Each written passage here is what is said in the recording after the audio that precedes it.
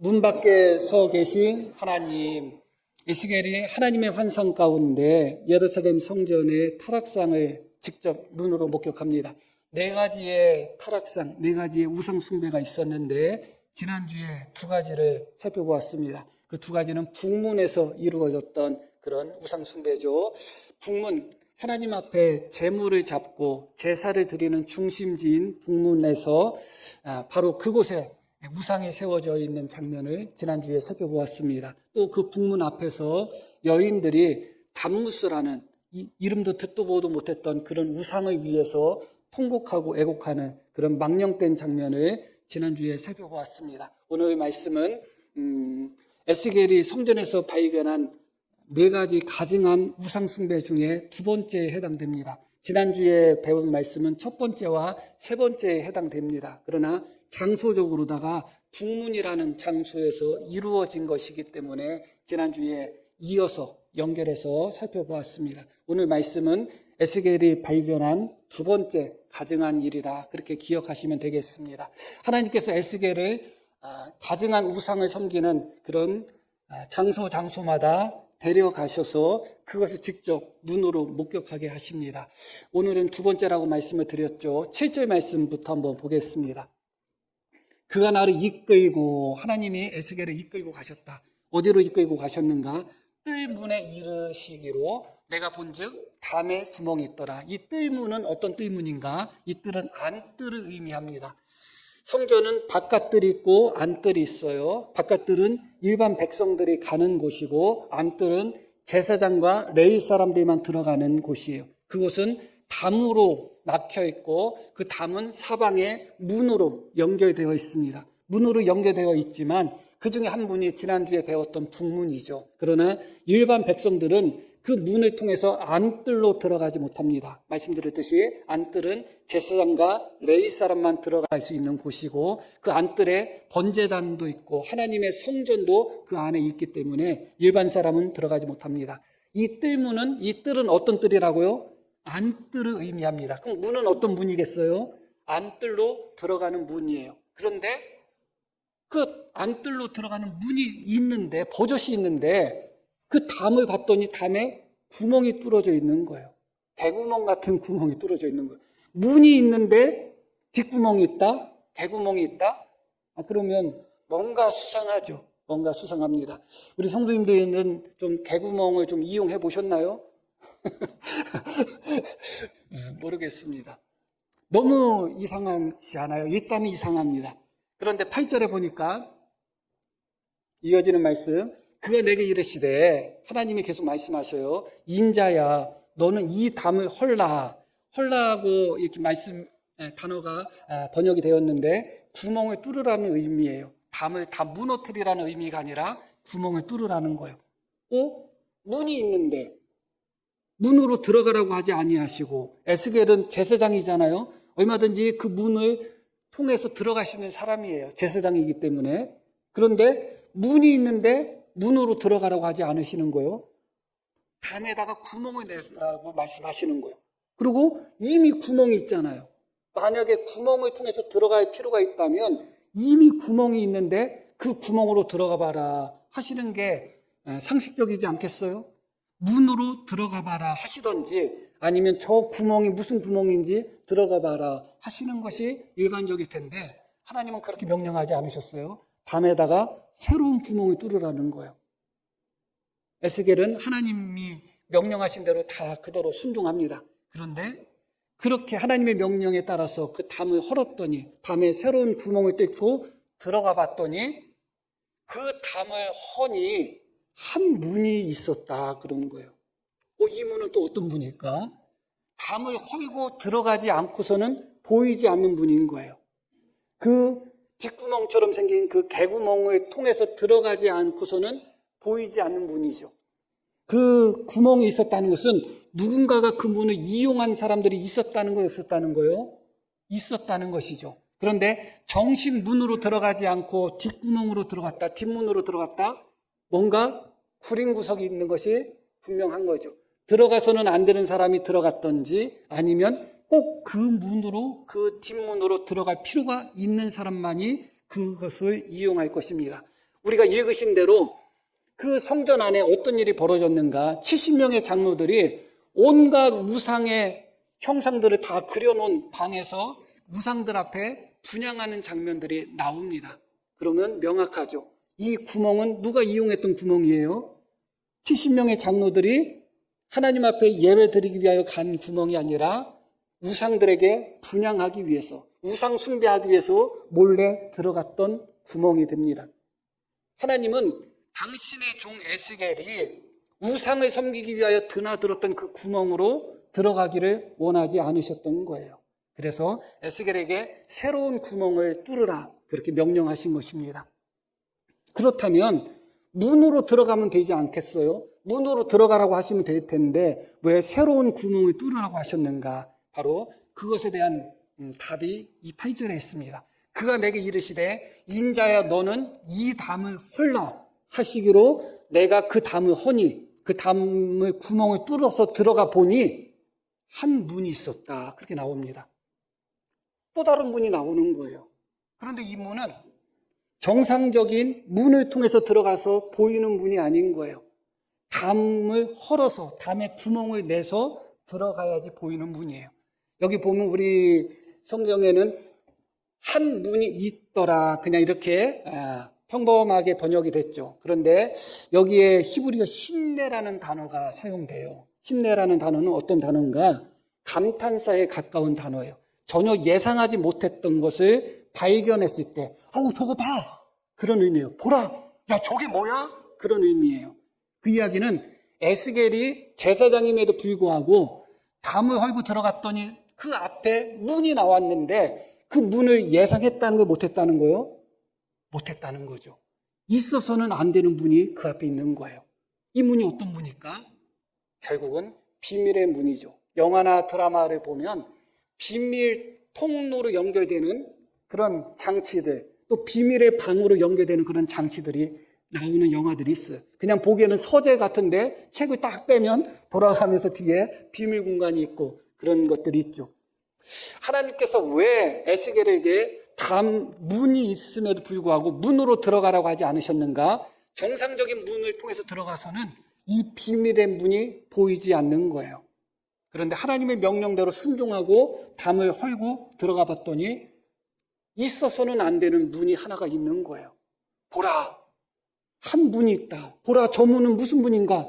에스겔이 깜짝 놀랐습니다. 그때 하나님이 이어지는 말씀 속에서 9절 또 내게 이르시되 들어가라. 그 문으로 들어가라고 하십니다.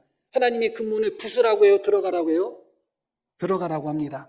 다시 명백해지는 거예요. 하나님은 담을 무너뜨리는 것이 목적이 아니었다는 거예요. 그냥 문을 통해서 들어가면 이 비밀의 문이 보이지 않기 때문에 새로운 구멍을 파서 비밀의 문에 들어갈 수 있는 통로를 만들라고 하신 것이고 에스겔이 그 말씀에 순종하여 새로운 구멍을 파고 들어갔더니 생각지도 않았던 예상하지 못했던 있어서는 안 되는 한 문이 있었던 것이죠.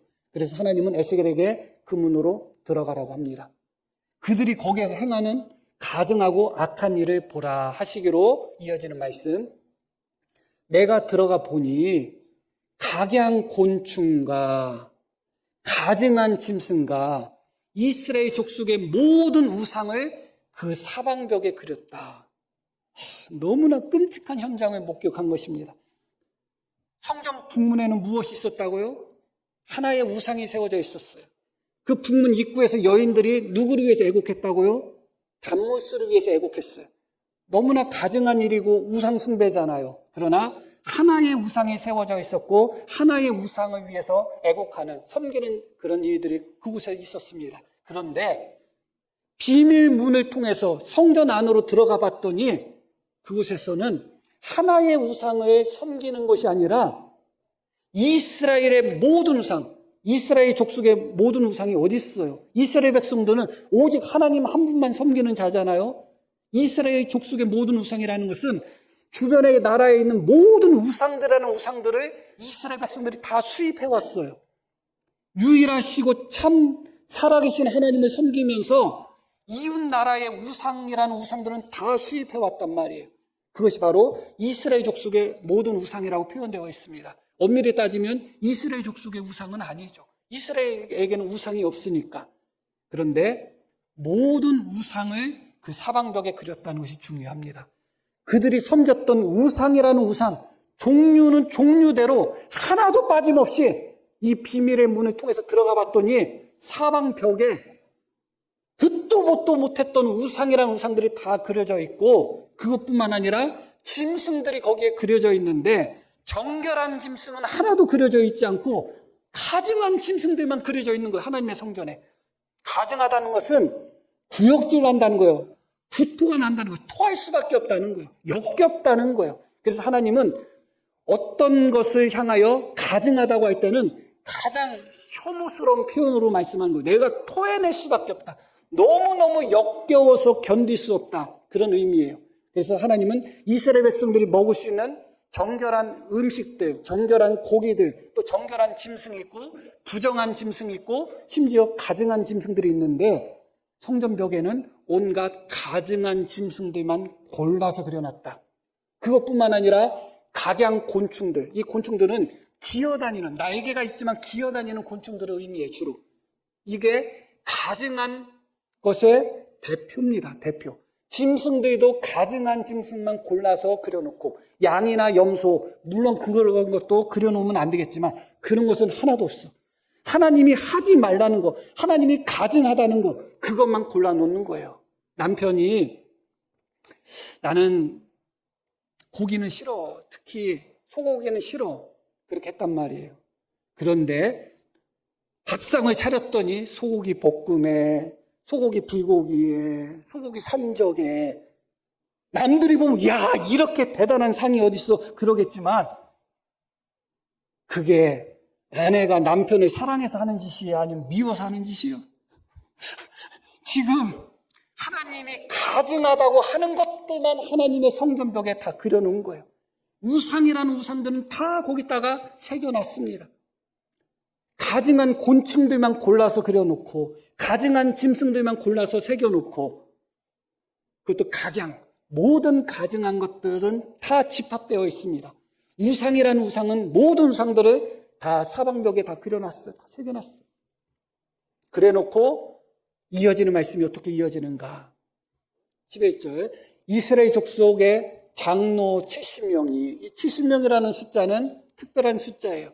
성경에서 이 70명이라는 숫자는 이스라엘 백성들 전체를 대표하는 숫자로 나옵니다. 더군다나 장로는 이스라엘 백성들의 어른이잖아요.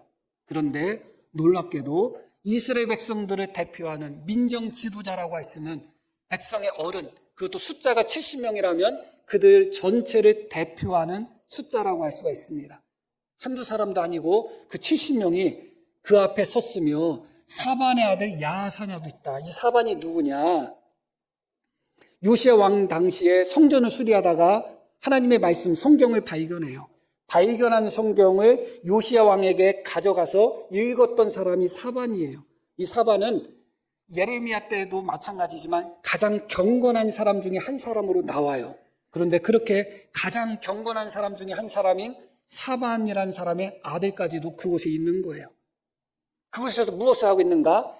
각기 손에 향로를 들었는데 향연이 구름같이 오르더라. 얼마나 많은 향을 피웠으면 구름처럼 향 연기가 올라갈 정도로 그곳에 향이 가득했다는 겁니다. 분향은 오직 누구만 할 수 있는가? 분향은 제사장들만 할 수 있어요. 일반 성도는, 일반 백성은 못합니다.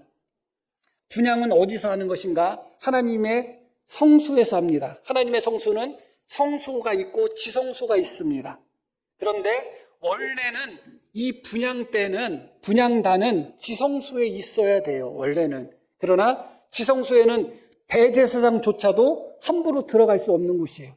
날마다 분향을 해야 되기 때문에 이 분향단이 어디에 있었는가? 바로 지성소 앞에, 휘장 앞에 분향단이 있습니다. 그리고 휘장은 위에 틈이 있어요.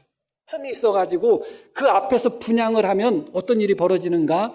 성소에 연기가 가득할 뿐만 아니라 그 휘장 위에 있는 틈으로다가 지성소로다가 이 향연이, 이 연기가 들어가게 되어 있는 겁니다. 그러니까 이 향을 피우기는 성소에서 피우지만 향의 연기는 어디로 들어간다고요? 지성소로 들어가는 거예요. 그런 성격이 있어요. 그래서 아무나 이것을 못해요. 제사장이라고 해서 다 자격이 있는 것도 아니에요. 순서가 있고 정말 1년에 한 번 분향할까 말까 한 것이죠. 그런데 장로들이 분향을 한다? 하나님 앞에서는 있을 수 없는 일이에요. 그런데 오직 제사장만 할 수 있는 분향을 장로들이 하고 있습니다. 왜 가능한가?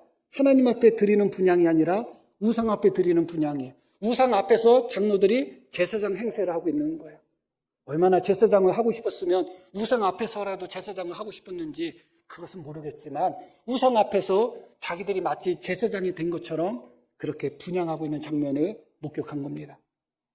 에스겔이 아니라 할지라도 이 말씀을 듣고 있는 우리 성도님들이라 할지라도 그것을 직접 눈으로 보았다면 아마 피가 거꾸로 쏟았을 것입니다. 하나님의 성전에서 어찌 이런 일이 있을 수 있겠어요? 이것은 실수도 아니고 연약함도 아니고 단순한 우상 숭배도 아니에요. 연약함과 실수와 단순한 우상 숭배라면 이렇게 악질적으로 섬길 수는 없습니다. 우상이란 우상은 하나도 빼놓지 않고 모든 벽에다가 다 우상을 새기고 그것도 부족해서 하나님이 가증한 거야. 저건 가증한 거니까 만져서도 안 돼 하는 것들, 그런 짐승들이나 그런 곤충들만 그려서 다 그런 것들만 모아서 그려놓고 하나님하고 무슨 원수가 졌는지 그런 모습을 보이고 있습니다. 여기서 끝나지 않습니다. 12절 말씀을 볼게요. 또 내게 이르시되 인자야 이스라엘 족속의 장로들이 각각 그 우상에 방한 어두운 가운데에서 행하는 것을 네가 보았느냐. 아니, 다시 그 부분.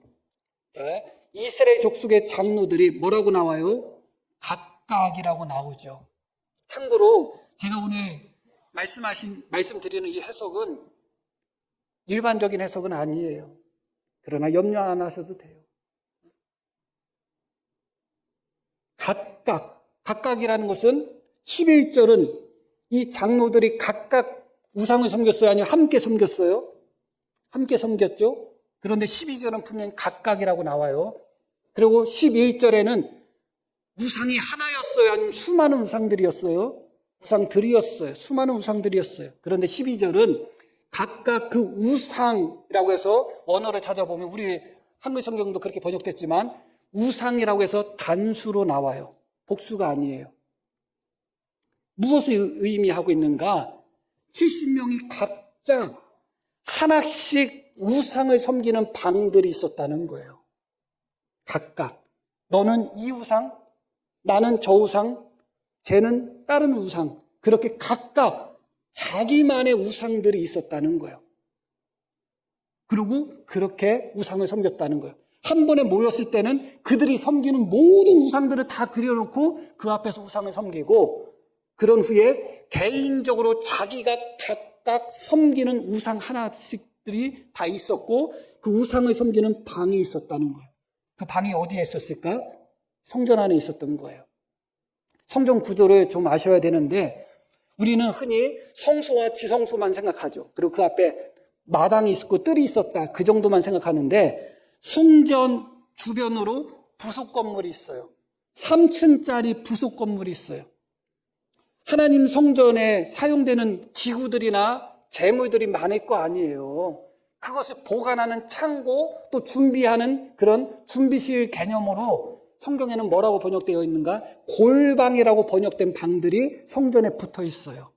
그게 중요해요. 몇 층으로 되어 있었다고요? 3층으로 되어 있어요. 에스겔이 환상 중에 본 성전도 솔로몬의 성전과 모양이 비슷해요. 그런데 에스겔이 환상 중에 본 그 성전 중에 이 골방이 똑같이 3층으로 되어 있어요. 그런데 몇 개라고 나오느냐? 90개라고 나와요. 솔로몬 성전도 똑같은 모양으로 지어졌지만 솔로몬 성전에 골방이 몇 개 있었다? 개수는 안 나와요. 그러나 에스겔 성전을 통해서 놓고 보면 같은 모양으로 지어졌는데 똑같이 3층으로 지어졌는데 한 층에 30개씩 해서 에스겔 환상 속에 나온 성전의 모습 속에서 90개의 골방이 있었다는 것을 통해서 유추하면 아마도 솔로몬 성전도 그 정도의 골방은 있었을 것이다. 무엇을 말해주고 있는 거예요? 70명의 장로들이 하나님의 성전에 있는 그 골방들, 오직 제사장들과 레위 사람들만 사용하고 하나님께 제사 지내고 예배 드리기 위해 필요한 것들을 준비하고 거기에 보관하는 그런 역할을 하는 골방들, 그 골방들 하나하나를 차지해서 그 골방들 속에서 각자의 우상들을 섬기고 있었다는 거예요. 그러고 한 번에 모여서 온갖 우상들이 다 새겨져 있는 방에서 한 번에 또 그곳에서 공동으로 연합 기도회를 하기도 하고 그런 모습을 보였다는 거예요. 너무나 끔찍하죠. 하나부터 열까지가 다 끔찍합니다. 지금 장로들이 있는 이 자리는 장로들이 들어갈 수 없는 자리예요. 일반 백성은 갈 수 없는 곳이에요. 제사장이나 레위 사람들만 가는 곳이에요. 그렇기 때문에 이들은 뒷구멍을 통해서 비밀문을 통해서 들어간 것입니다. 아무도 모르게 자기들만 알게끔. 그러나 중요한 것은 하나님은 다 보고 계시고 알고 계시는 하나님이시잖아요.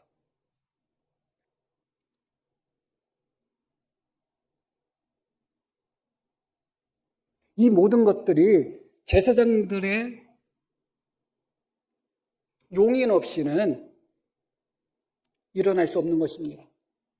제사장들이 이 모든 것을 그대로 다 용인하고 오히려 그들이 이 모든 것을 지지한 것입니다. 그렇기 때문에 이것은 어떤 한두 사람의 타락과 한두 사람의 죄악이 아니에요. 시스템 자체, 조직 자체의 배반이고 타락인 것입니다. 한두 사람의 배교가 아니라 예루살렘 성전 중심으로 있는 제사장들과 레위 사람들과 이스라엘 백성 전체를 대표하는 장로들의 함께 하나님을 배반한 시스템적인 배반이에요. 이것은 너무나 무서운 거예요.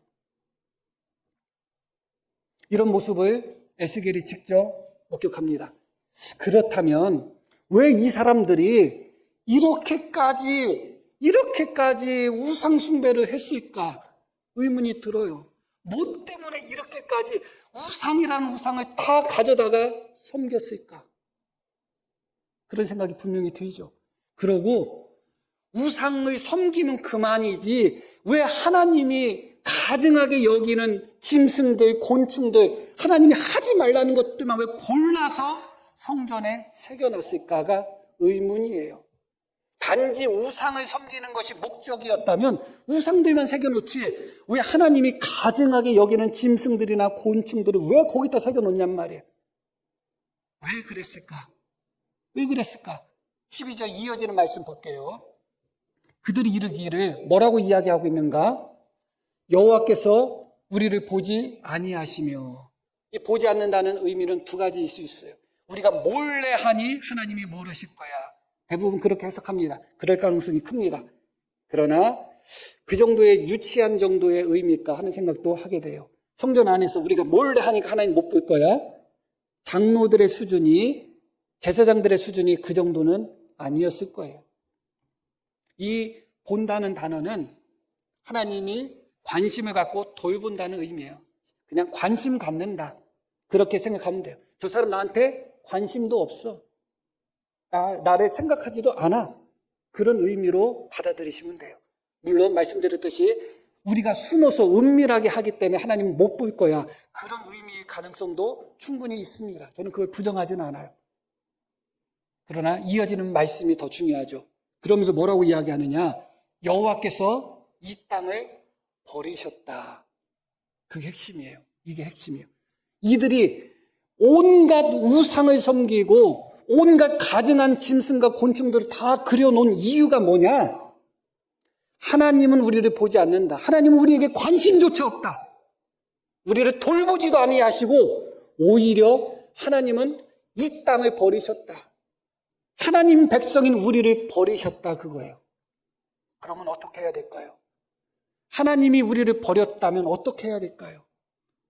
사실은 하나님이 버린 것이 아니라 자기들이 버렸죠. 이 버렸다는 단어, 똑같은 단어가 에스겔에 몇 번 쓰입니다. 그런데 어느 때 쓰이냐? 하나님이 너희가 우상을 버리지 않았다. 너희가 음란한 일을 버리지 않았다. 그때 사용이 돼요. 사실은 이들은 우상을 버리지 않고 음란한 일을 버리지 않고 우상을 섬기고 음란한 짓을 하면서 자기들이 하나님을 버린 거 아니에요? 그런데 자기들이 가해자면서 자기들이 피해자인 척하는 거예요. 가장 무서운 것이 가해자가 스스로 피해자라고 생각할 때가 가장 무서워요. 다른 사람한테 상처 치고 많이 주면서 맨날 자기가 상처받았다는 거예요. 언제나. 그게 사람의 가장 부족한 부분이 아닌가 생각하게 됩니다. 하나님을 버린 사람들이 본인들이지 하나님이 먼저 그들을 버렸나요? 그런데 이들은 말합니다. 하나님은 우리에게 관심조차 없고 하나님이 우리를 버리셨다. 이 땅을 버리셨다. 그래서 지금 어떤 상황이냐? 이스라엘 백성들이 2번 침략당해가지고 포로로 2번 끌려간 상태예요. 그리고 곧 몇 년 안쪽에 예루살렘이 지금 다 무너지게 생긴 상태예요. 그러니까 나라가 지금 망하기 직전이에요. 하나님이 우리를 버려서 우리 나라가 망하게 생겼다는 거예요. 하나님 때문에 망하게 생겼다는 거예요. 하나님이 관심도 안 가지시고 돌보지도 아니하시고 이 땅을 버렸는데 그러면 어떻게 해야 돼요? 더 이상 하나님께 소망 없는 거 아니겠어요? 이들의 계산이에요. 하나님이 우리를 버렸으니 하나님께 기도하고 하나님께 예배 드려봤자 뭐가 소용이 있겠느냐 그거예요. 물에 빠진 사람 지푸라기라도 잡는 심정으로. 실제로 예전에 뭐 어떤 드라마인지 영화 봤더니 어떤 사람이 자기 마음에 간절한 소망이 있을 때 하나님, 부처님, 예수님, 공자님, 누구 석가모니 뭐 다 불러내면서 하나라도 걸려라. 실제로 그런 마음들이 모든 사람들에게 있어요. 왜 이들이 각각 자기 방에서 하나씩 우상을 섬겼는지, 그러고 모든 우상을 하나도 빼놓지 않고 우상이란 우상은 다 그 벽에 새기고서 그 우상 앞에 분향했는지 기억하셔야 돼요. 그게 왜 그랬을까요? 단순한 우상 숭배가 아닌 거예요. 하나님으로서는 소망 없어요. 하나님이 우리를 버렸어요. 그러면 어떤 우상이라도 어떤 신이라도 우리를 도와줄 신이 있어야 돼요. 근데 어떤 신이 자기들을 도와줄 거 알아요, 몰라요? 모르죠. 하나만이라도 걸리라는 거예요. 하나만이라도. 어떤 우상이든지 우리가 다 섬길 테니까. 그리고 이스라엘 장로들이 한 사람 한 사람이 전담 우상 하나씩을 맡고서 그 우상에게 구하는 거예요. 어떤 우상이라도 하나 걸리면 좋다. 어차피 하나님은 우리를 버렸어. 하나님은 어차피 우리를 떠났어. 하나님은 어차피 우리를 구원하지 않으실 거야. 구원하신다고 말씀하시긴커녕 우리를 심판한다고 말씀하시고 우리를 멸한다고만 맨날 말씀하시니 하나님은 안 돼. 어떤 우상이라도 우리를 구원할 만한 우상을 찾아야 되겠다는 거예요. 그렇기 때문에 우상이라는 우상은 다 가져다 댄 거예요. 그렇기 때문에 70명이 하나같이 타락할 수 있었던 거예요. 만약에 우리가 한 50명 정도 모였잖아요. 50명이 한 마음으로 못된 짓 할 수 있을까요? 못해요. 그런데 50명이 한 마음으로 못된 짓 할 수 있는 방법이 있어요. 명분이 있을 때. 이들은 지금 우상숭배가 아니에요. 이들은 지금 무엇을 하고 있는 거예요? 민족의 대표로서, 이스라엘 백성들의 장로 70명의 대표로서 무너져가는, 하나님이 버린, 멸망해가는 이 민족을 구원하기 위해서 어떤 신이라도 도움을 요청하기 위해서 이들은 자기 민족을 구원할 신을 찾아 나선 사람들이에요. 너무나 명분이 있잖아요.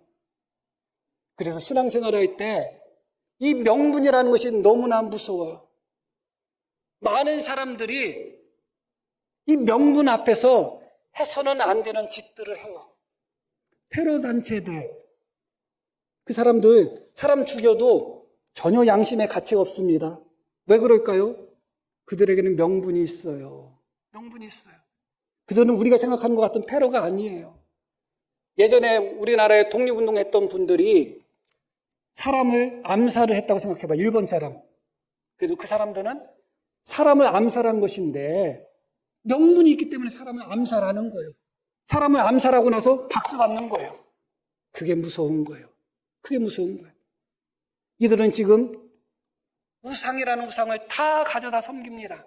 그러나 이들이 지금 우상을 섬기는 것은 서로가 합의를 본 거예요. 하나님이 어차피 버렸어. 하나님으로서는 안 돼. 하나님께 기도해봤자 소용없어. 우리 나라를 구원할 새로운 신들을 우리가 다시 찾아야 돼.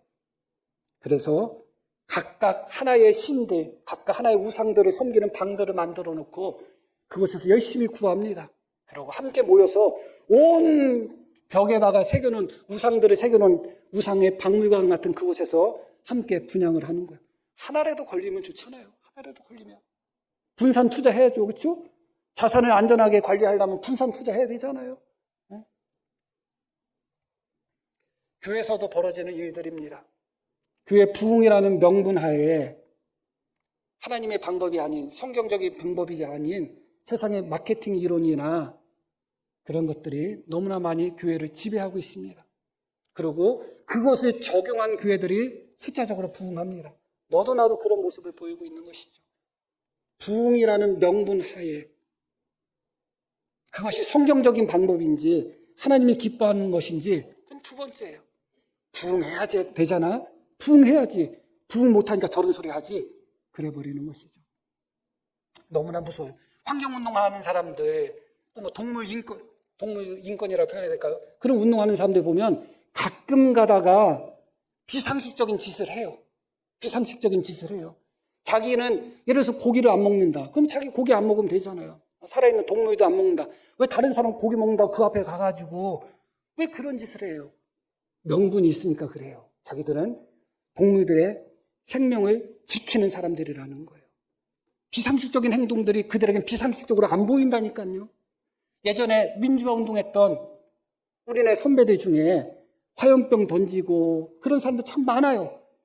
명분이 있으니까 그러는 거예요. 명분이 있으니까. 우리는 민주화를 위해서 화염병 던진다는 거예요. 화염병 던진 게 잘하는 거예요? 해서는 안 되는 짓이잖아요. 그 외에도 많은 일들이 있죠.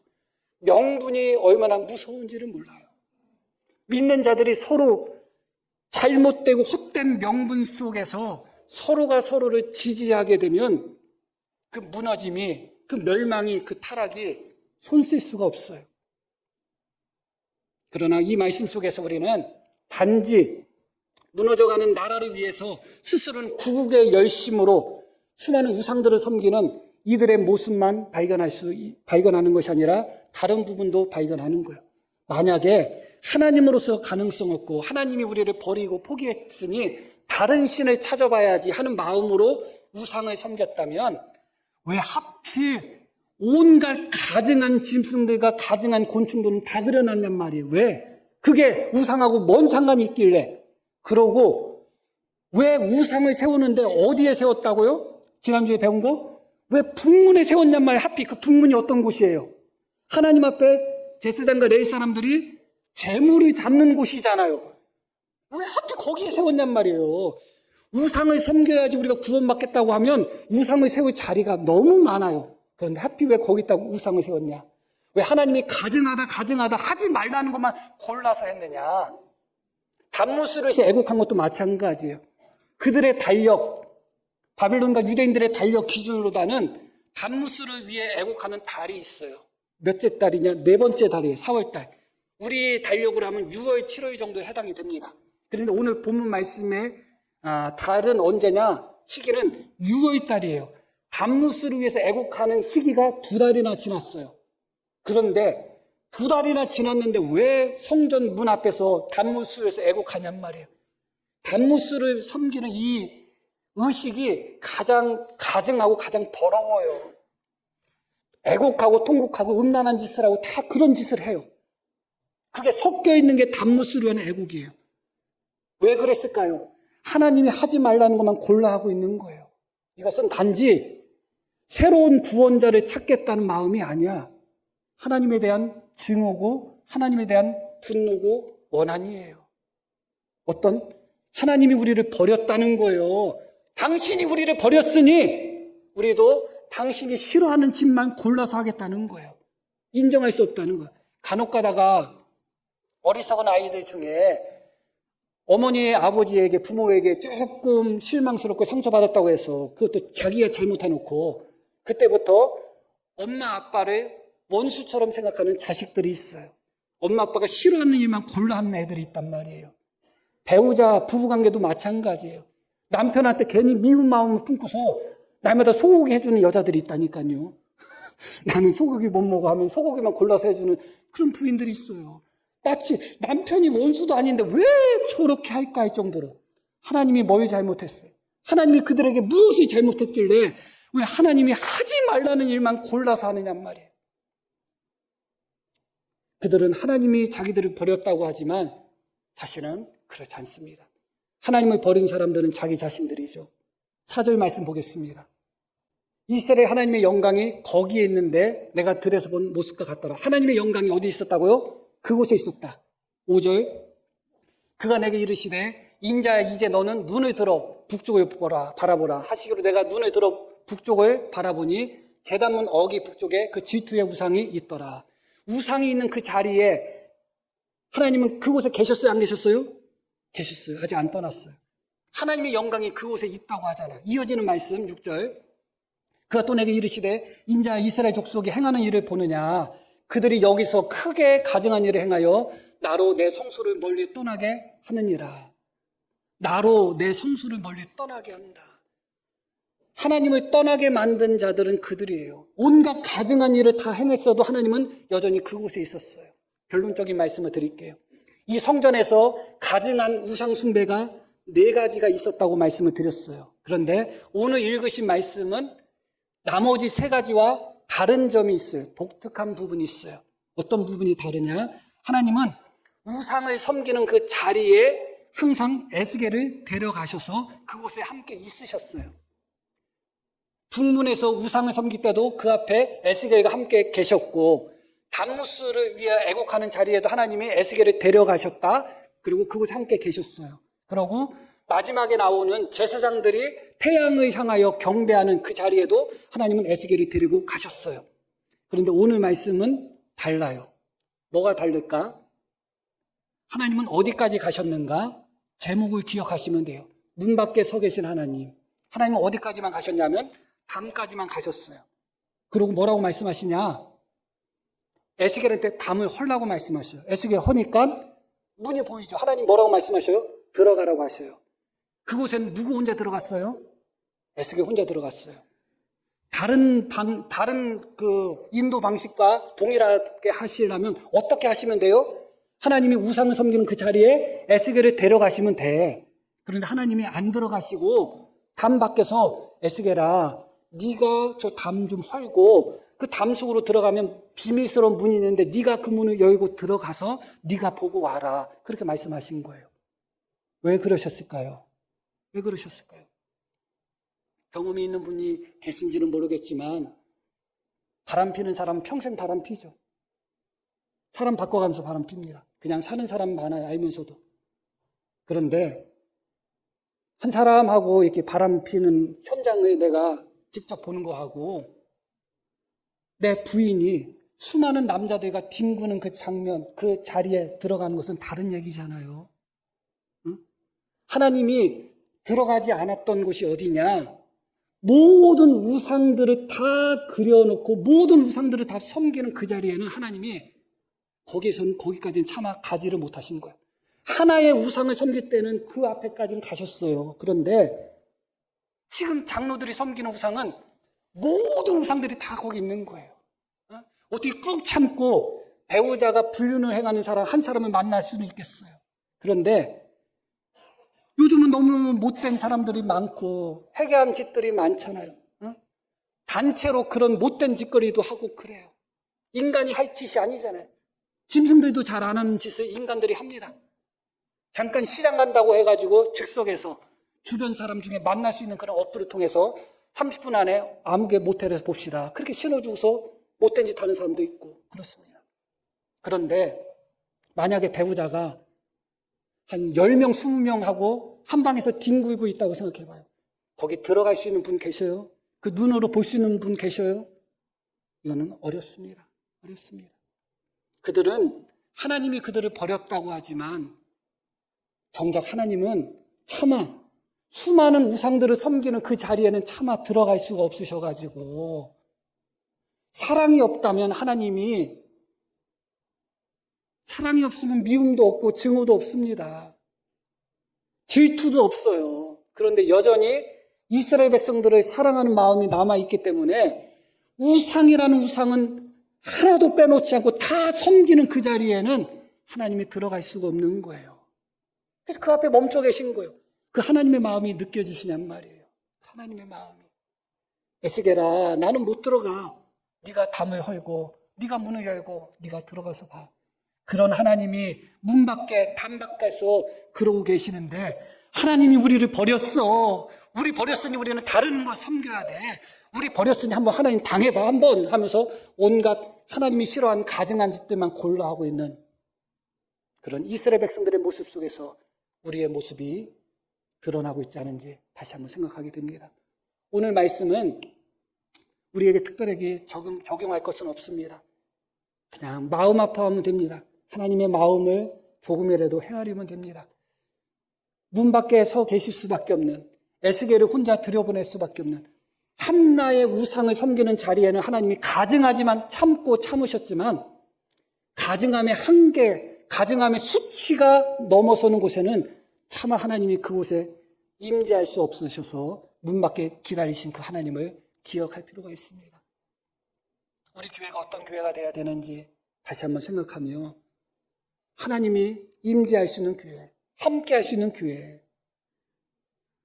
하나님이 우리를 버렸고 떠났고 하나님이 은혜 안 주신다고 하나님께 원망 돌리고 책임 돌리는 것이 아니라 내가 죄인입니다. 내가 하나님을 떠났습니다. 그렇게 나 자신을 하나님 앞에 복종시키며 회개하며 하나님께 나아가시는 그런 복된 교회, 복된 성도님 되기를 간절히 축복합니다. 자, 우리 들으신 말씀 기억하며 함께 기도하겠습니다.